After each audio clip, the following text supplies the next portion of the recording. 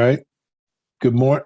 Good morning. This is Senate Judiciary, Friday, Wednesday, February 2nd, 2022. Excuse me. We're taking up S-265 and act relating to expanding criminal threatening to include threats to third persons. And that's kind of deceiving. It really is groups of persons, as well as eliminating the affirmative defense that you couldn't commit the act that you threatened. So, and it looks at enhancing penalties for anyone who does the threat in a place of, or the threatens a place of public accommodation, which is almost anywhere the public is able to go. So with that, and Marley is welcoming somebody to the door, if you can hear him, I'm going to mute and go to Julio Thompson. Good morning. Let me see if I can get on the camera here. Good morning, Julio Thompson, Vermont Attorney General's Office, Director of Civil Rights Unit. I heard, I think all but at least most of the testimony previously before the committee about S-265. I think it sounds like there's common agreement or understanding that the legislature, no legislature, can broaden the scope of what counts as a threat beyond what is dictated by the Vermont and U.S. First Amendment law. That said, there are a number of dimensions in this bill that don't go quite to the limit of what the First Amendment permits, and I wanted to raise those issues. I don't think we've developed a consensus here in our office because I'm just getting on this bill about these issues, but I wanted to raise them for the committee and for other witnesses that you're going to have later today, and also you may have others come back to add their views about it. So I'll just start with some of those issues where the First Amendment goes a bit further than this criminal threatening statute does. One of those is the type of harm that's threatened. The existing law, 1702, as well as 265, make it a criminal threat to place a person in apprehension of death or serious bodily injury. And serious bodily injury carries over the definition from elsewhere in Title 13, which is a bodily injury with either a substantial risk of death, a substantial loss of a bodily or impairment of the function of a bodily member or organ, a substantial impairment of health or disfigurement. There are other threat statutes, including the federal threat statute, which would criminalize a serious expression of an intent to cause injury. It doesn't have to be serious bodily injury. And in the context of some of these stories that were being shared before the committee last time, one could imagine threats directed at, say, government workers, election officials and the like, of acts of violence that are not serious bodily injury, but that could clearly put a person in serious apprehension. A threat just to assault someone without breaking bones might not count as a threat of serious bodily injury. It's not clear to me whether a threat to sexually assault someone would necessarily fall within serious bodily injury. And so one question is whether the committee or they should invite discussion on threat of injury or criminal, unlawfully caused injury to person. So that's one issue that it is something I think to evaluate and hear testimony on. Another issue that's not presented here in the threat statute or in the or in the bill is whether what to do about threats to election workers that involve threats to their property. The extortion statute, which is 13 VSA 1701, makes it unlawful to threaten a person or their property for the purposes of financial gain. And so, and there aren't really any serious constitutional challenges to extortion statutes. They've been around for a long time. The question, and when I looked at this bill, I asked is, what if the purpose of a threat to destroy someone's property, to say they're going to, destroy their car, and the threat says, you can't be near your car forever. So it's clear that it's not a threat to the person, but to the car. If it's a crime to do it for purposes of financial gain, what would the committee consider, would Vermont consider making it sanctionable to make the same threat, but for other purposes such as political motivation or vengeance or anger? That's not presented here. It's just a relatively narrow class of threats that are covered. And again, I think there can be discussions about what that all means, but there are cases out there that evaluate what constitutes a criminal threat to a property of another person. So that I think is an issue to consider as well.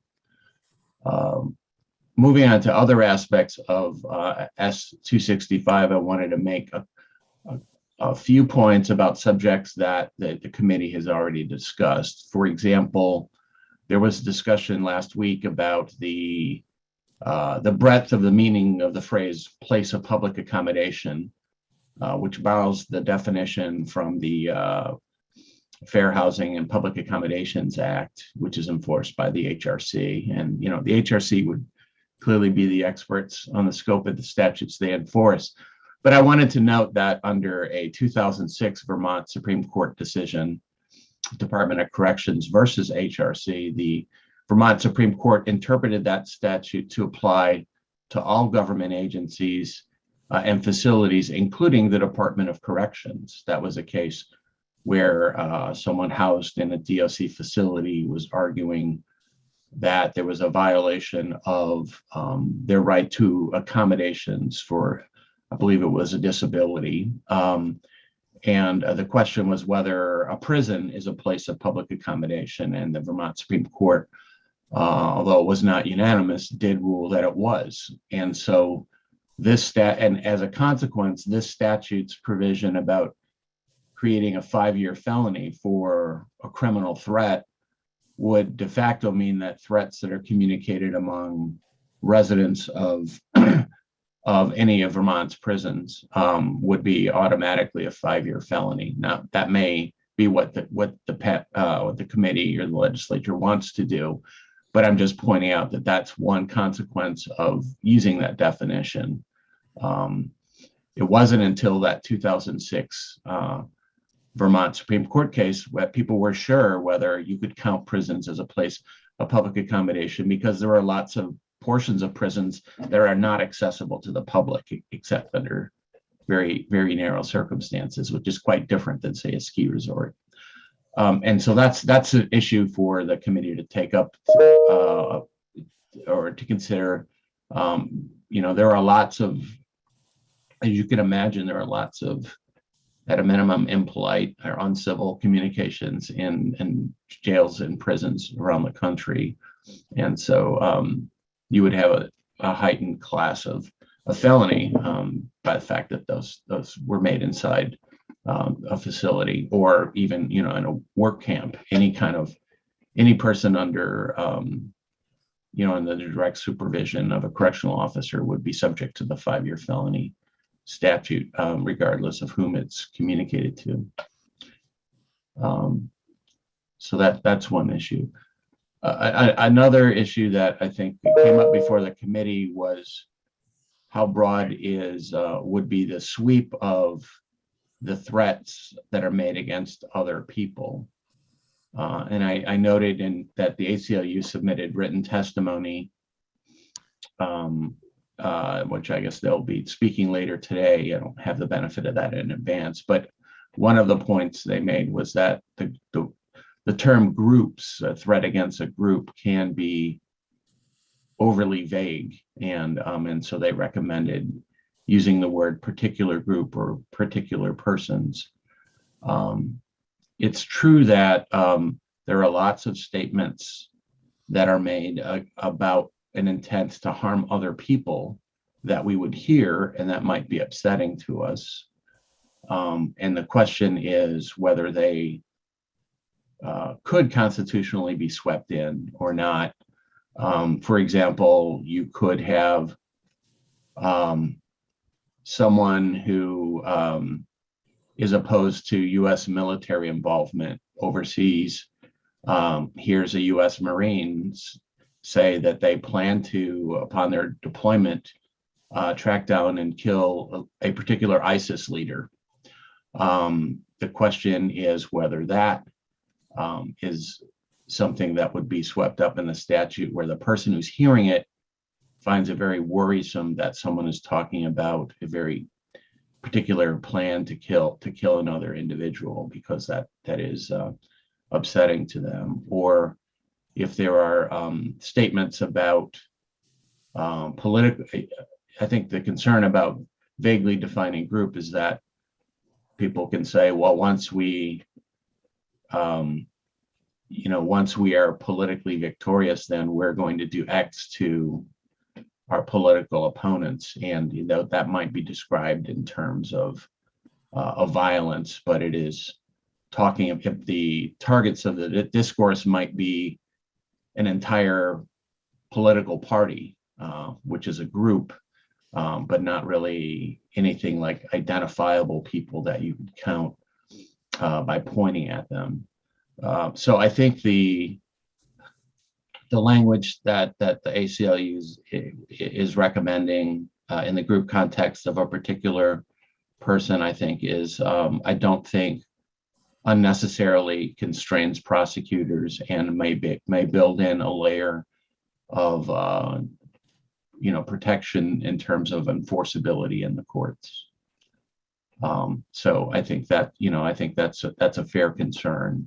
One of the Supreme Court cases that defines modern First Amendment law is an example of a kind of group threat. It was really an incitement to violence speech, but it was dealing with threats to a broad group. It was a case that you maybe heard or read about before, called Brandenburg versus Ohio. Clarence Brandenburg in Hamilton County, Ohio, was involved in his local Ku Klux Klan, invited a television reporter onto his farm to witness a Klan ceremony and a cross burning. And during that event, he complained about what he perceived and others perceived as favorable treatment to Jews and African Americans. He didn't use those words, but that's what he was talking about, those two groups, and then said that if the government didn't stop giving special favors to those two groups, then the Klan would carry out acts of revengeance. That's not a word, but it's the word he said. The acts of revengeance against Blacks and Jews. He was prosecuted under an Ohio state for inciting violence. The U.S. Supreme Court unanimously reversed that, saying that that was too vague to be sanctionable speech. Now, even though that's an incitement to violence speech, one of the underlying principles is that statements, when it's talking about broad groups or categories of human beings, is often considered within the realm of constitutionally protected speech. And Brandenburg informs many cases afterward, including cases that were later brought against the NAACP by Southern businesses because some speeches by NAACP leadership were talking in kind of graphic terms about what they would do to make sure that a boycott of businesses stayed in place. Again, when it's not directed at people you can point to, but rather, quote, the community, people of this town, that tends to fall within protected speech. So at that point, I'll stop, and if there are any questions, I'm happy to try to answer them. Well, I guess I'm still trying to figure out if the Attorney General supports this bill or doesn't. Well, I can say that we support expanding the breadth of the threat statute to ensure that true threats that are directed towards third persons are within the sweep of the statute. I think the questions that I'm raising here are to ensure that the statute withstands, any constitutional challenges, doesn't cross over beyond its purposes. And then I'm raising some issues here that to test whether the intended consequences, or whether the consequences of some of the language here are intended by the legislature, because I'm not sure whether they are. Julio, I'm trying to recollect. In 2019, we introduced a bill on hate speech or hate crimes, and part of that bill had various things in it, and then it passed out of this committee, went to the Senate, and then was taken back because the House was working on it. And I don't remember what happened to that bill. Do you recall? I mean, it's a little different because it's hate crimes and not this issue of speech, but they're connected, obviously. Yeah, I mean, it's a different sort of, at least the testimony you've taken so far, you're talking about different motivations for threats in the election context, but not only that, enforcement of mask mandates and so forth.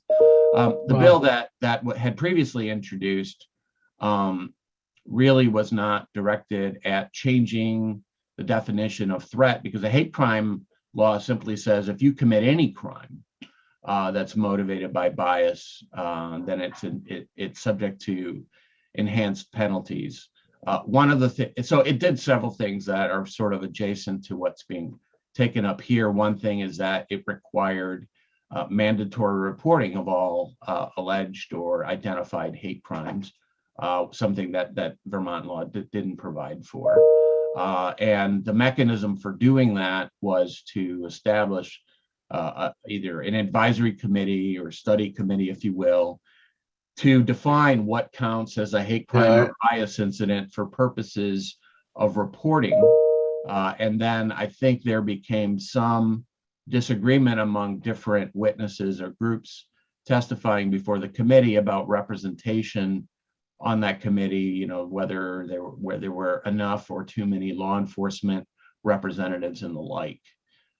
And it was, I think, when the bill was between second and third reading, the committee received testimony from, I think it was a representative, as I recall, who was advocating removal of more law enforcement representatives from the group that would determine what law enforcement was supposed to record and report. And at that point, and I wasn't privy to the discussion inside the Senate. That was sort of the end of the bill. It coincided with a letter that a number of community stakeholders had sent to the legislature, essentially saying we don't feel like we've been involved enough in discussions of various proposed bills in both chambers about hate crimes, and they wanted to make sure that the legislature didn't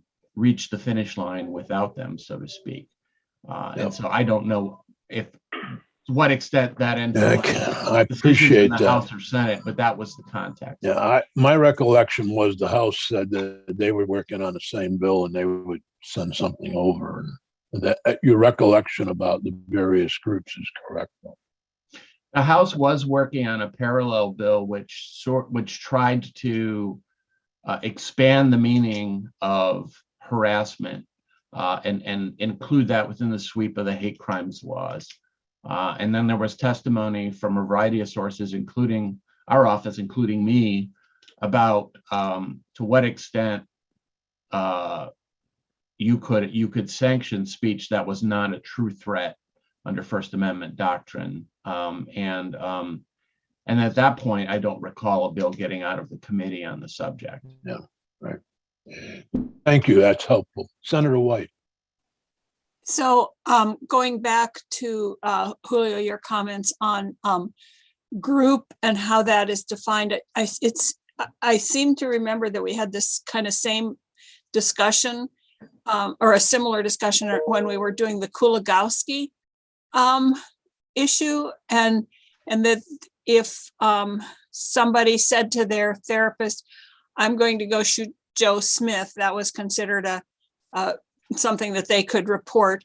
If they said, "I'm going to go shoot all of the people that are in the fire station right now," that could be reported. But if somebody said, "I'm going to shoot all firemen," that would be too vague, and they wouldn't. Do I remember that right? That there was a difference between the specific person of a real identified group of people and then this kind of vague group? Well, I wasn't involved in those discussions, but what you said to me sounds quite similar. There are threat laws out there, I believe, that would include, for example, where it's a little more narrowly tailored than what's been discussed so far, which would be like a threat against you, a family worker or a family member, for example, where you can identify a relationship between the person receiving the threat and the person who's actually threatened. I don't know of any existing legislation where that would be extended to, say, coworkers, for example. I believe the committee is aware that Maine and California have bills in their legislatures right now that just focus on threats or intimidation of election workers, where that was a very targeted response to problems experienced in those two states, as well as Vermont. But the adding the modifier particular, I think, conveys an intention that you would take it from the abstract to the particular. So I don't think you would have to prove, how many people were in the firehouse, whether it was just one person or a group of people. But it's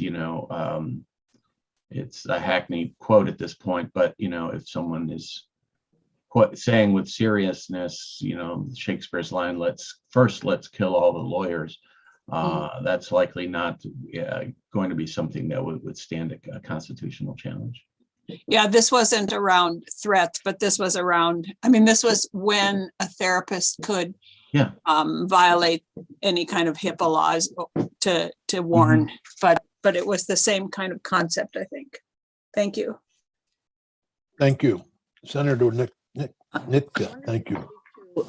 Removing the affirmative defense. Yeah, I think you've heard sound testimony on that. It really doesn't matter whether the person's capable of carrying it out or not. It's the act that is the harm, or the speech landing on the ears of the recipient, or if it's a written threat, being seen by the recipient. So I don't think that is the case. As courts have interpreted threats from the constitutional standpoint, the reason, if the listener or the audience already understands that the person is incapable of carrying out a threat, then that is part of the evaluation as to whether that really is a serious expression of an intent to cause harm. Hearing a 3-year-old say that they're going to kill someone from a previous play date because something happened is already going to be understood that person's not really capable at that age. And so it's already sort of built into the evaluation of the context, because it's not just the words, but it's the context in which the words are communicated that counts. So I think removing the affirmative defense, I think would definitely, strengthen the statute and still be consistent with the First Amendment. Okay. Any other questions for Julio? Julio, thank you very much for being here. The next witness I have on the list is Shannon Morton, Safety Manager for the Department of Children and Families. Shannon, welcome. Thank you. Good morning. So I am going to be reading a prepared statement that I will send to Peggy so that you all have it afterward. Generally, I'd like to speak a little bit more from the heart, but there's a lot to get to in this, and so I figured I would arrange it on paper. So my name is Shannon Morton, and I am the Staff Safety Manager for DCF Family Services Division. I've worked for DCF, then SRS, since 2004. 12 of those years were in the field as a child abuse and neglect investigator, and in the last 6 years in my current role. My position was created following the murder of our colleague, Laura Sobel. It was created so that we would be better able to gather information regarding threats, create consistency in our response to impacted staff, foster parents, and children, and develop ongoing planning to manage the risk inherent in our work. We are proud of how far we've come in creating systems-level change and how we have moved from a practice of grin and bear it to one where the norm is to report and respond to the safety incidents that our folks encounter. In 2018, I earned my Certified Threat Manager, or CTM, credential via the governing body of the Association of Threat Assessment Professionals. This is a rigorous process, one that requires the mastery of a substantial body of knowledge and constant pursuit of evolving learning. I believe I remain the only CTM in Vermont.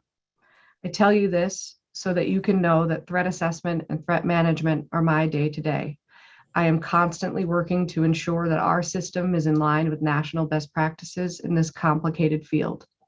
I am grateful that DCF has prioritized this level of expertise in meeting the needs of our staff, our foster parents, and the youth in our care. I was sorry to hear about the number of threats received by members of this committee, references to your colleagues receiving threats, and the threats spoken to last week by the Secretary of State to his office and other elected and election officials. The impact that these can have on the threatened party and those that care about them is something that we within the Family Services Division unfortunately know very well. Since we began diligently tracking threats and other staff safety incidents in 2015, we average about 110 reported incidents per year. These vary from direct in-person threats, third-party threats, threats on social media, verbal assaults, physical assaults, and others. Our work is charged. There are significant power differentials at play and complex personal dynamics, issues with mental health, substance use disorder, and trauma. These make for a perfect soil for grievances to grow. I have worked with our 12 districts and staff of our central office to assess and manage these situations so that we can carry out the federal, state, and policy requirements necessary in child protection and juvenile justice. The terror, fear, and intimidation that our staff feel is real. For many who have been around since or before 2015, it is piled onto the vicarious trauma of losing one of our own. Many knowing that the worst has happened and wondering if they could be next. We have staff who have utilized our HOPE team and clinicians, filed workman's comp claims, accessed their sick time, some who just keep on, and some who ultimately decide working with the risk is not for them, not for their families. The impact of this is felt in our workforce and in the work with vulnerable Vermonters. I truly appreciate that this legislation, which, as Legislative Counsel Ben Nowogrodzki indicated, brings us in line with what is constitutionally permissible to be prosecuted. I was initially extremely grateful for the original criminal threatening legislation as it stands today. It was a recognition that the threats received by our staff were not to be merely tolerated, that they would be viewed as serious and that there could be consequences. However, over the last 6 years, we have felt when this legislation has fallen short. Situations when serious, true threats have been made against our staff, and we don't have an option for another tool in our toolbox. I have spoken directly with state's attorneys, SA Rory Tebow and SA David Cahill included, about the needed statutory changes to address what we often encounter, which is another concerned party warning us about threats to our staff, our foster parents, and sometimes even the youth in our care. We have embedded the edict of see something, say something into our culture, but have yet to meet it in a manner that maximizes our response here in Vermont. I have available here today 2 scenarios that highlight the need for the proposed legislation we're all discussing today. I would rather not read these aloud, so I have put them on 2 slides, and I'd like to share those with you now. I believe that I have that kind of ability here. So I apologize if it clunks along as I start to share.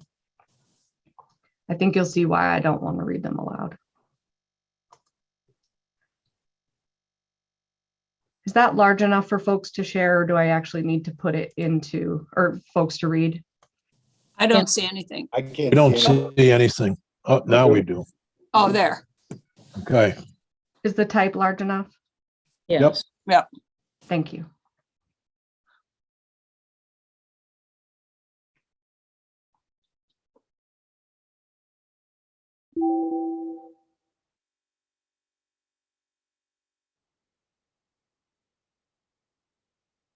Okay. Very limited vocabulary, I'd say. So this was a call to the police. Correct. That subject of concern called the police to complain and make certain statements.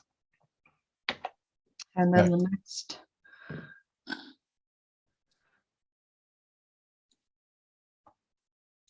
I apologize, I forgot one of the.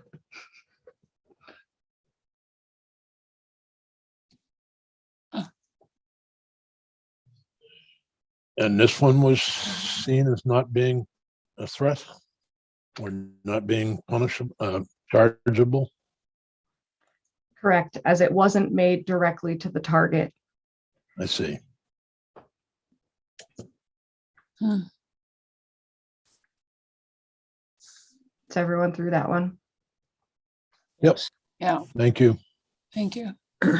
Welcome. All right. I understand why you don't want to speak them Thank you. aloud, but it, so So I have some more, sorry. I apologize for interrupting. I can no, carry go on. ahead. Okay. Yeah, no, I think we have, In I don't know that we need more. Thank you. I appreciate that. In both these cases, there were ultimately no charges for criminal threatening, as these threats were not made to the direct target. In our division, we're frequently able to use the tools already in our toolbox: accountability conversations, conduct contracts, teaming with other providers, referrals for violence risk assessments, different kinds of treatment, and other options to manage the threats brought to our attention. There are times when we have sought civil stalking orders, the support of our family courts to put in place parameters around family time and other contacts with the division to address risk. In some cases, we seek law enforcement support to address problematic behaviors, and in some cases, we get it. In other cases, the decision is made often quite hastily that there is no crime, so it is improper for there to be a law enforcement response. This is where I see an area of great potential. There is a place for violence interdiction. There is a place for a higher level of accountability. There is a place for a deeper dive into the situation to gather in additional information for a more holistic assessment. I am certainly not asking to have every threat to or towards DCF staff or involved parties charged as a crime. What I ask is that we create statute that allows for additional resources to be utilized in these cases. It is about opening the door for further exploration and intervention methods and creating the possibility of more formalized accountability. Over the last 6 years, I have heard time and time again from our law enforcement partners, this isn't a crime, and the conversation ends there. Law enforcement, like our division, are governed by statute into what they can and can't become involved in. But in times when capacity is stretched thin and the role of law enforcement is in many ways under a microscope, it is easy for things to fall into yes and no categories. What I know is that the area of threat assessment is often many shades of gray. And only with further exploration do things become clearer and more effectively addressed. We have more tools than a hammer, but we need the mechanisms to better explore the situations so that we can apply the right ones. In some cases, judicial oversight is the additional implement needed. The use of regular and alternative courts and their processes are openings to more services and methods to disrupt a potential pathway towards violence. Early intervention is effective in so many arenas, and this is one of them. Catching things before they escalate or inflict maximum damage on all parties is worthwhile. There is room for restorative work here in many cases, but it needs to come with the potential for more accountability. I sincerely hope that this legislation moves forward, and I truly appreciate the time to be heard on this important topic. Thank you, Shannon. And having worked in child welfare myself, I'll call it child welfare. Many of them thought I was just a tyrant. Worked in group homes for 40 years. I think I've been threatened by kids who didn't really mean it. And so I don't want to get those kids caught up in it. They're going through a traumatic experience in many cases, removed from their homes, etc. And so it's not a surprise. And I think you can work things out usually. I can't tell you how many times they said something bad about their social worker too. But when there is real threats, I think we need something to at least have the authorities look into things. And sometimes that makes all the difference. But I really appreciate your testimony, and there ought to be a shout out to DCF workers during this pandemic and the work that they've done trying to deal with kids. And I know, here in Bennington, we have over 180 jobs in group homes. People don't even realize that. And about half of them are vacant right now. And so they're stretched thin. And I know social workers have been working in programs trying to help fill the void. It's a real crisis that most people don't realize. And so I really thank you for what your workers are doing in very difficult times. So Thank you. Are there questions? Can I ask a question? Well, you first have to identify yourself for the record, James. And Okay. since you go way back, you can. Are you asking me a question or Shannon? No, I wanted to ask Shannon a question of clarification on one of the slides. My name is Okay. James Lawton, by the way. It's okay if I don't. It's fine. I'm here for my testimony, but I had a question. Yeah. Well, Shannon, the very first slide, did I understand it right that was a call? It was actually made to the police department? Correct. The subject of concern called the police. Oh, okay. I mean, that's some of the stuff that we've dealt with, but I just got to say to you, that I can't imagine what you're holding on to. I know how much of it I had to hold on to for my family and just my family, and you're holding on to it for a whole division of people in Vermont. So I applaud what you're going through. I know what it did to my mental health, and I hope that you're taking care of yourself. Thank you. thank you, James. By the way, James is concerned citizen, but he no longer lives in Bennington, so probably ought to correct that. You are now in Burlington, correct, James? Yes. Right. Our next witness is Paul Reese. Did I pronounce that correctly, Paul? Yeah, it's Welcome Paul to Senate Francis. Judiciary. Yeah, no, thank you for having me. This is well overdue, and it helps me with my own healing process. I'll be plain and simple. I went through childhood trauma at a very young age. I have post-traumatic stress disorder. Was stabbed as a kid under 12 years old. But this is my prepared statement for the state of Vermont. Paul Francis Reese. I've lived in Vermont 58 years with family ties to the Vermont over 100 years. I have severe learning disabilities that seem not to be protected in this state. I thank you for I thank the Judiciary Committee for allowing me to testify on the new Bill S-265, Anti-Threat and Harassment. My only concern, the law should protect equally for all workers. On January 7th, 1997, perjury was committed to the Vermont court system over 25 years for assaults on workers with a board at the Ben & Jerry's Old North Springfield plant. 1/2 workers were held 2 feet off the ground and assaulted with a board. 28 years has passed. No apology, and top state officials continue to praise this company and past owners. Never forget the stripper who performed in the lunchroom or the worker's maid to work late and ask for sex. That was myself to 1:30 in the morning. Vermont AG's office replied, insignificant evidence to pursue an investigation. Other state actions. A state worker was hit with a pickle. A reporter slapped on the butt. A basketball player hit with a water bottle. All charged with assault and days. Also another case.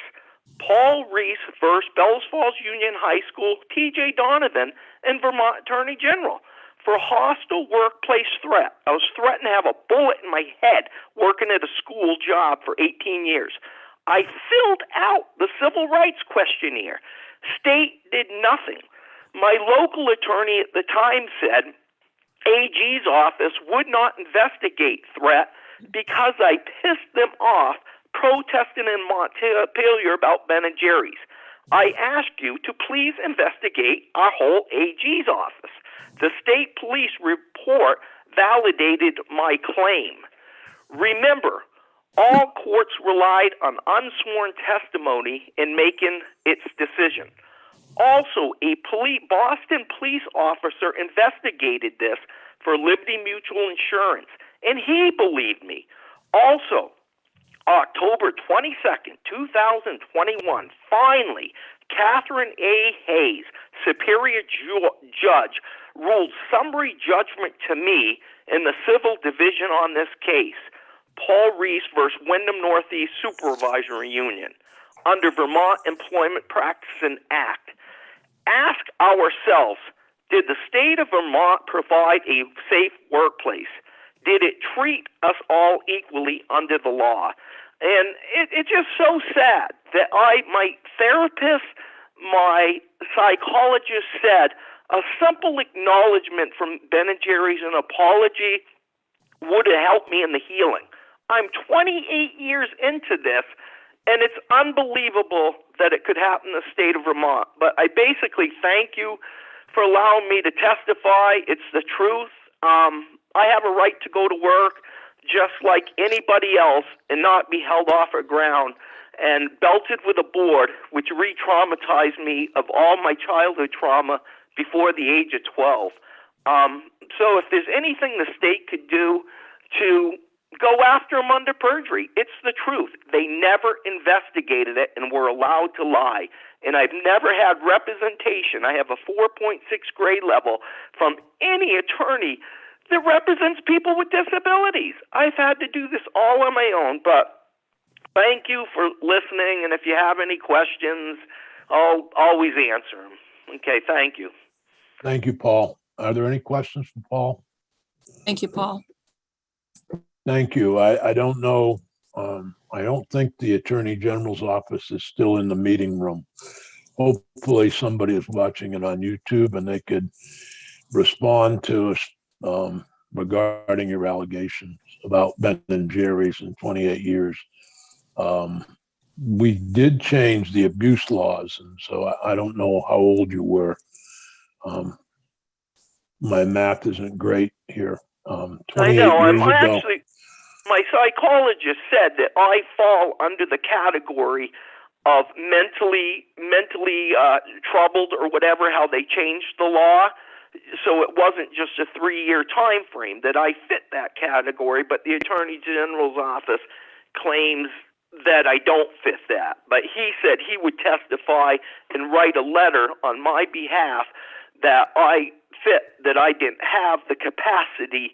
It took me 45 years to come forth to tell about my own family abuse. And I mean, Yep. It's unbelievable. But anyways, I thank you guys very much for Welcome. at least listening. Well, thank Okay. you for being here. Yeah, okay. Have a good day. Yeah, bye. You too. Our next witness is James Lawton, who is a former resident of Bennington and currently resides in Burlington and is married to Kaya Morris, a former colleague of all of us. Thank you. Thank you, Dick. Thank you, Senators. Thank I you. appreciate you let me lend my voice to this bill that you're working on here today.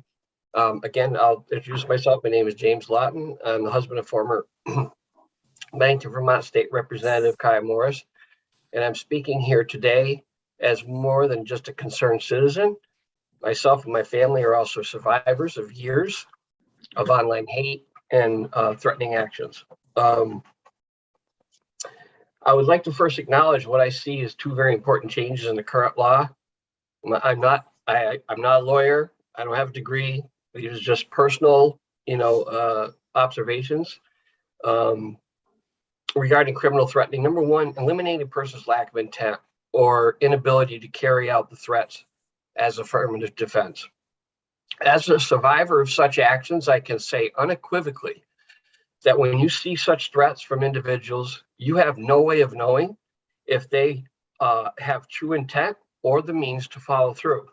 You must live your life on extreme alert, looking over your shoulder everywhere you go, and live daily with the fear that they will follow through. It terrorizes you and your family, and it forces you to live life much differently than you would normally live it or would like to live it. We armed ourselves, carried daily, and took self-defense shooting lessons from an NRA certified instructor. Living our life to match the threats should not have had to have been the answer in order to protect someone's freedom to spew hateful, threatening speech and call it political dissent. Number two, the wording that designates the law shall cover places of public accommodation and increase the penalty in such circumstances. Such threats kept us from feeling safe, going places we would normally feel safe going. Such a thing as simple as going grocery shopping, excuse me while I use the page, stopping by a Stewart's, attending public events, or even going to the State House for Kaya without fear.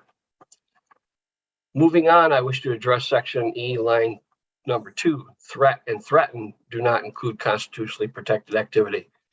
It's just my opinion, but in this line has the potential to negate all the rest of the work that you have done on this bill.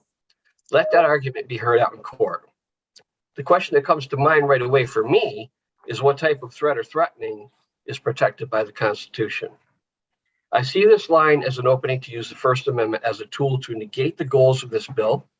And in the testimony from the ACLU, the first 3 paragraphs, they cite their concerns for the quote unquote sanctity of the First Amendment, in which using the word sanctity shows them following into today's misguided interpretation that the First Amendment is the end all be all that allows vile, dangerous, and disruptive harassment to reign above sanity, and the 14th Amendment that guarantees equal justice under the law for the targets of this behavior. At this point, I'm going to rely heavily on testimony from the United States Department of Justice panel that my wife Kaya Morris was recently asked to take part in and to tell her story to the panel of experts.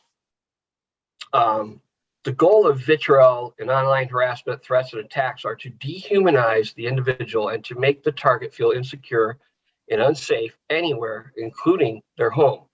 Should this be covered under the First Amendment? These experts give good testimony against that narrative. DOJ presents confronting hate, strategies for prevention, accountability, and justice. I'm going to make note that Julio brought up the same 1969 ruling that this panelist, Mary McCord, brought up, whereas he said it didn't, this particular person didn't end up meeting the level of threat to be prosecuted. But what the 1969 Bradburn ruling is that still stands today. The ruling made it clear that the First Amendment does not protect violence or incitement to imminent lawless activity. However, in 1969, these are quotes from Mary McCord. She's a Georgetown law and former FBI agent. These are her quotes, her words.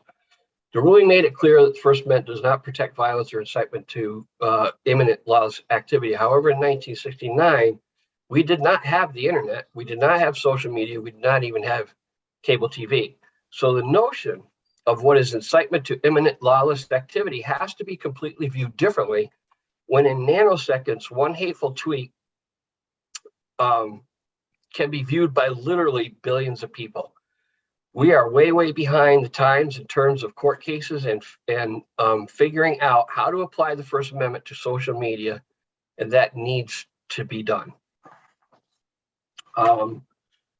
I submit to you that these types of things must be tested in court in order to make any real change in these times of such runaway technological advances.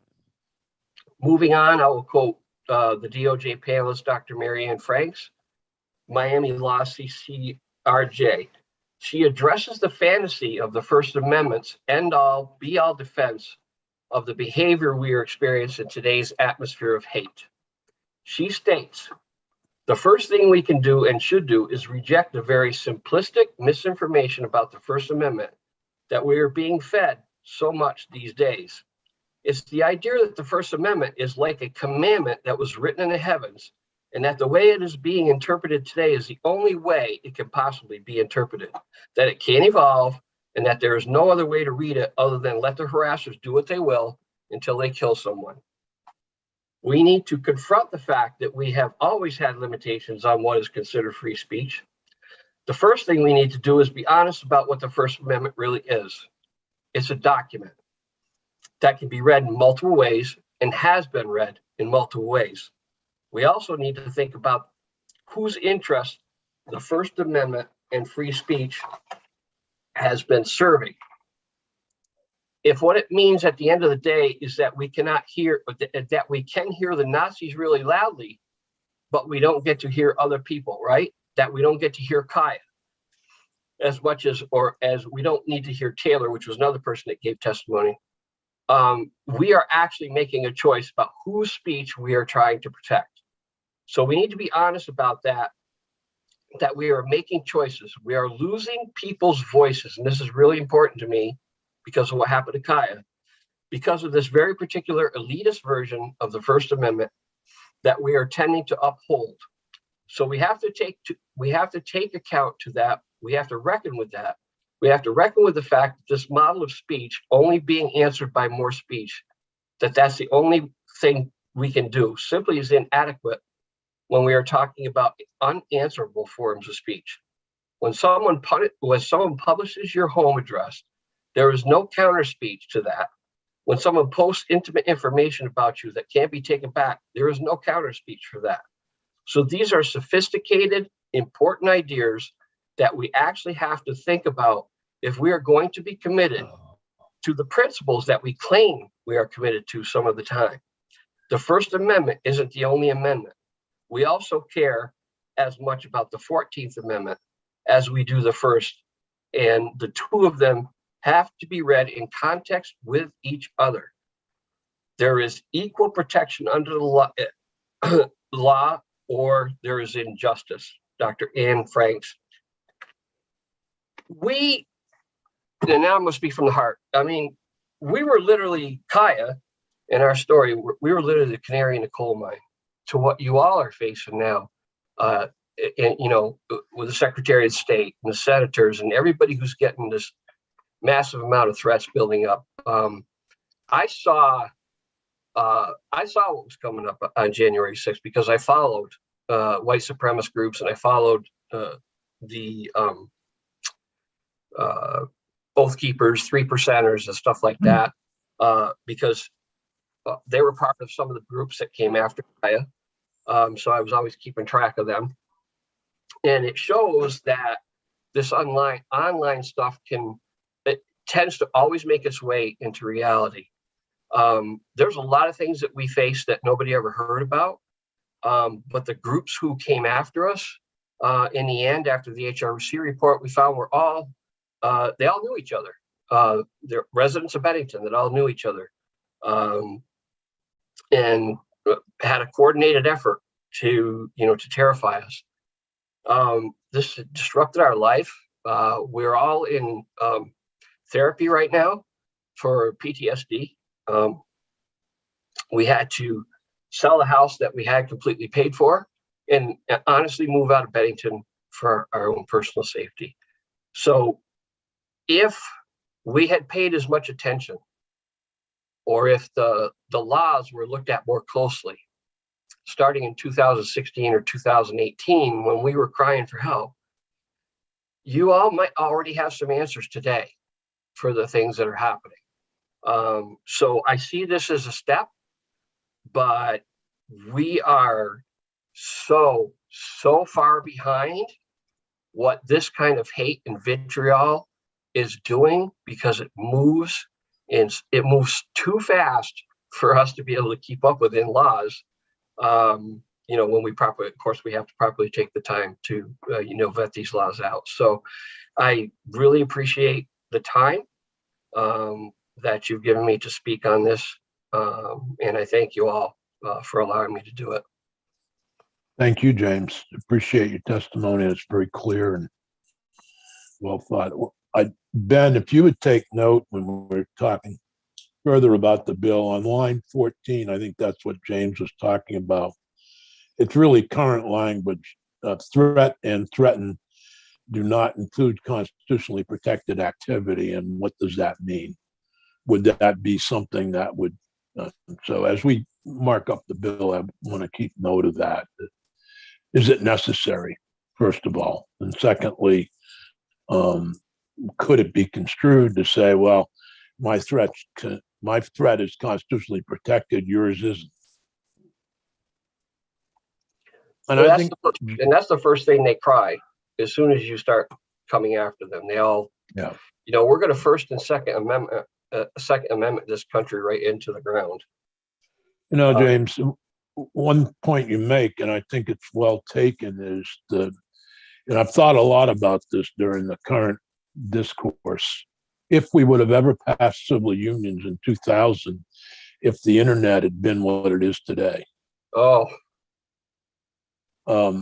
Because the threats were bad enough on the mail. I had boxes upon boxes of mail, of U.S. Post Office cards, letters, many contained threats. And unfortunately, to get rid of them, I gave them to Ed Flanagan and never saw them again. So I don't know where they all went, but it would be interesting to look at them today. Yeah.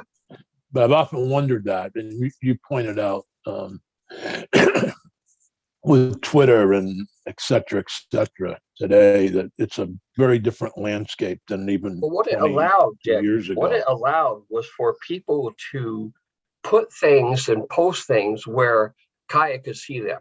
And some of the things that were posted were very vivid descriptions of her death and her rape, that would show up on a news feed, either on Twitter or Instagram or, somewhere in the spaces that are not being monitored correctly still today. So to go through, years of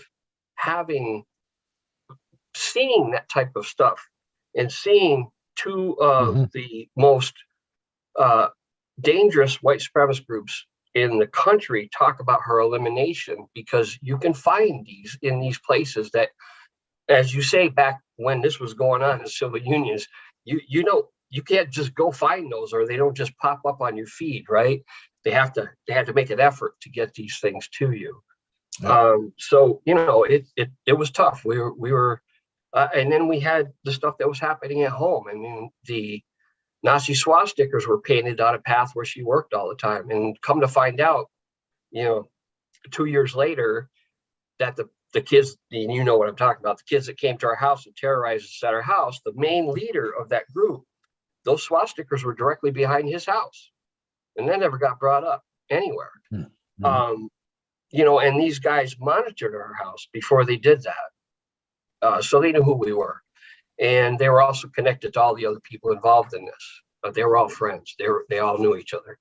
And I'm not going to mention names because I don't want them to get any airtime.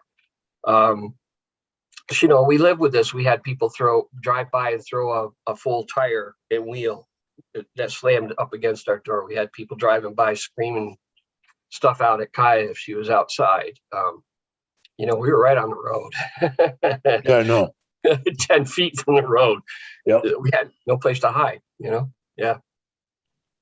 Well, I So appreciate it comes from online and ends up in real life. It definitely does. I appreciate your testimony, but I think what leaves me was unable to,